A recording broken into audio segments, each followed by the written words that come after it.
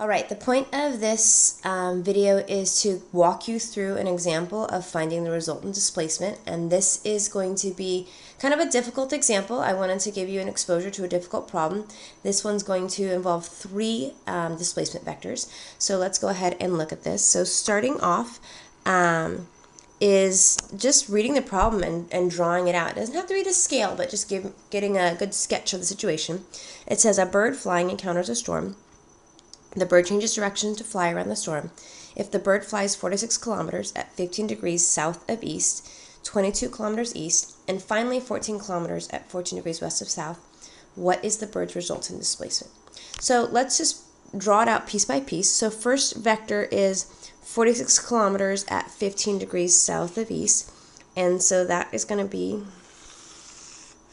kind of in that direction. So here's my 46 kilometers. Here's my 15 degrees south of east. It then says it's going 22 kilometers east, and so that's just going to be a straight shot.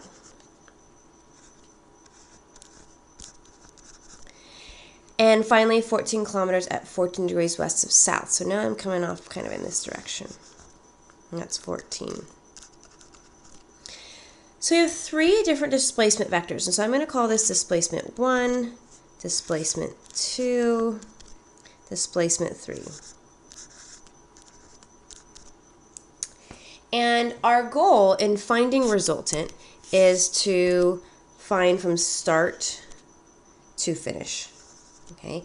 And we looked at steps in how to do that. And the first step in how to do that is to just break up your vectors into components. And so if we think, I should pick some color. If we think about each vector and say, okay, each vector can be broken up into a horizontal and vertical component using SOHCAHTOA. This first vector is going to have a horizontal component. We'll call that x1. And then it's going to have a vertical component. We'll call that y1. And then for my second one, it just has a horizontal component. There's no vertical movement. So that one's going to be easy. We'll call that x2. And then same thing for my last one. It's going to have a vertical component. I'm going to call that y3. And this little bitty x3. And I somehow lost my angle. That angle is 14 degrees. Okay, so let's start breaking up each of these displacement vectors. So if I look at displacement 1, finding the x side is adjacent to this angle, so I'm going to use cosine. Oh, I got this random line over here. It's adjacent, so I'm going to have that cosine. Oh, that got really thick. Why does it do that?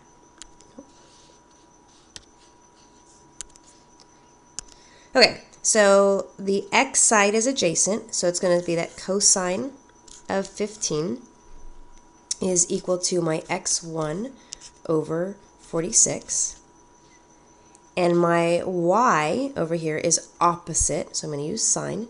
So sine of 15 is equal to y1 over 46.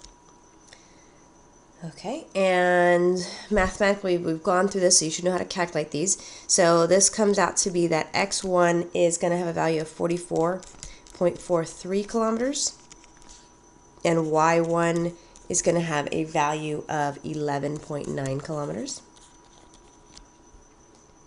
We'll do the same thing for my second displacement vector. This is going to be a lot easier though, because for my second displacement vector, I just have that x2 is 22 kilometers. And y2 is a big old 0.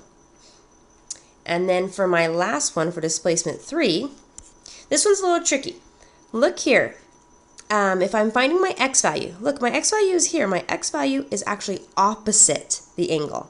So that means I'm going to use sine. Okay, so be careful with that. It's not going to always be that x is always going to be the sine function. So sine of 14 is my opposite. So it's equal to x3 over my hypotenuse. And then you'll see that the y component is adjacent, so that means cosine of 14 is going to equal to my y3 over 14.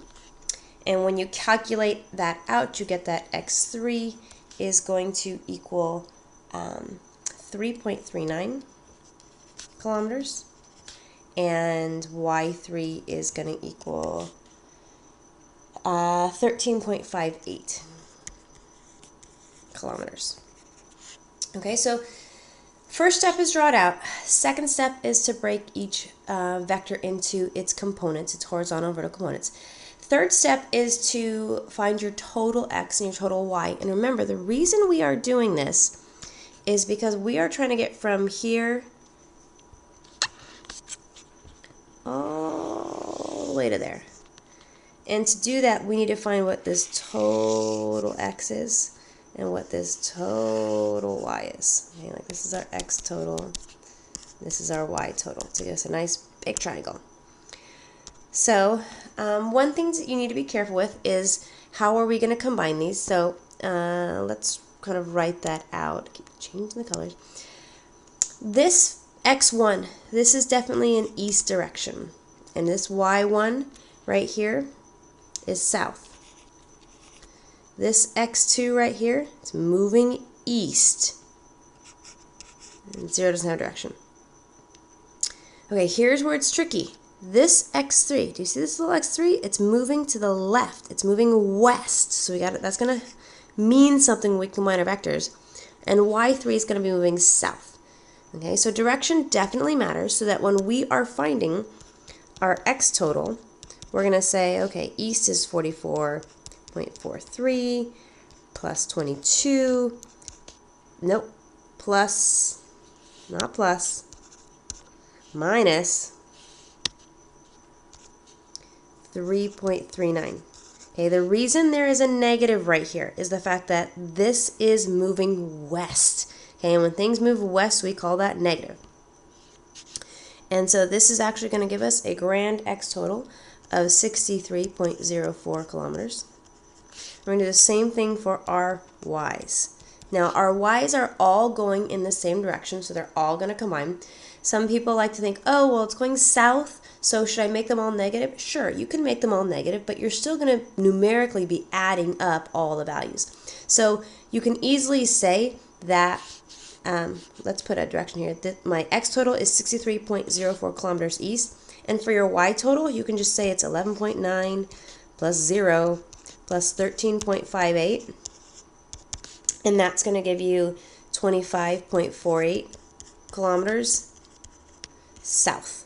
Okay, so you don't have to put a negative right here. You can just say it's 25.48 kilometers south. So you can see I've got this side of my big triangle, the value, and I've got this side of my big triangle value. For some people, that's a little complicated, so let's just go ahead and redraw it, make a new triangle here. So I'm going to say, okay, here's my start. I have this x value of 63.04 kilometers. I have this y value of 25.48 kilometers. So from start to finish, right here, we figure out what this resultant is.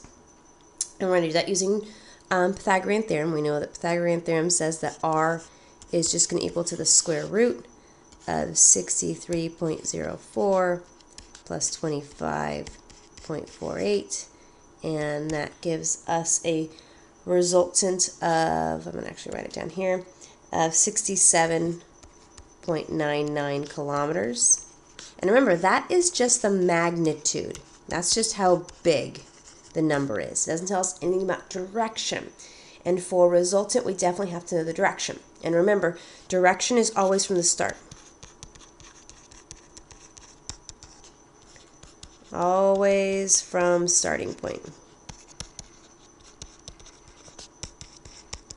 So that means when I am looking for direction, I'm looking for right here. What is that angle? This is my starting point, so that's the angle I'm concerned about. So tangent function is the easiest function to use.